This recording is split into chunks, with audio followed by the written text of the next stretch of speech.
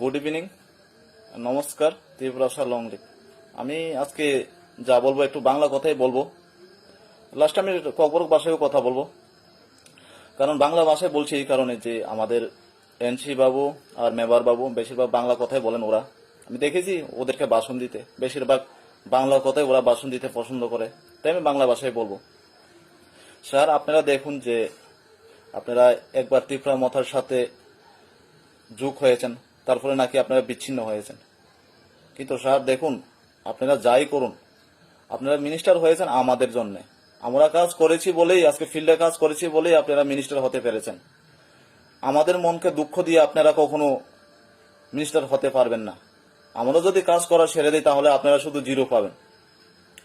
তাই আমি এটুকু বলছি যে আপনারা ত্রিপুরা মথার সাথে যোগ হয়ে কাজ করার সময় দেখা গিয়েছিল যে বিভিন্ন পার্টি অফিসে ত্রিপুরা মথার ফ্ল্যাগ আর আইপিএটির ফ্ল্যাগ লাগানো হয়েছে, কিন্তু এখন দেখা গেছে যে অনেকে খুলে নিয়েছে, অনেকে রেখে দিয়েছে।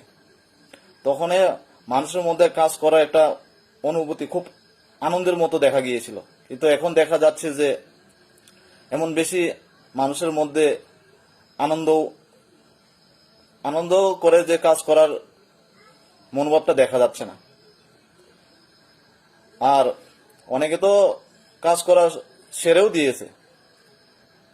তাই আমি এইটুকু বলছি যে স্যার, আপনারা আমাদের সারা, আপনারা কিছুই না। তাই আপনারা চিন্তা করুন যে শুধু আপনারা পজিশনের জন্য একবার যোগ হচ্ছেন, একবার বিচ্ছিন্ন হচ্ছেন। আমাদের জন্যও চিন্তা করুন, কারণ আপনারা হয়েছেন আমাদের জন্য।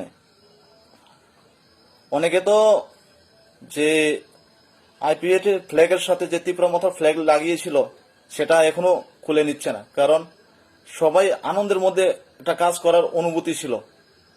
মানুষ এখনো বিশ্বাস করতে পারছে না যে আপনারা যে বিচ্ছিন্ন হয়েছেন। তাই আমি বলছি যে স্যার, আপনারা সময় থাকতে বাসা বানান, তাহলে ঘরের মধ্যে আগুন লেগে যাবে, সংসারের মধ্যে আগুন লেগে যাবে। দেখা যাচ্ছে আজকেও আমি দেখেছি একটু সোশ্যাল মিডিয়াতে যে চাকমা ঘাটে নাকি কমিউনিটি হলে নাকি একটু আপনাদের মধ্যে ঝগড়াজাতি বিভেদ সৃষ্টি হয়েছিল।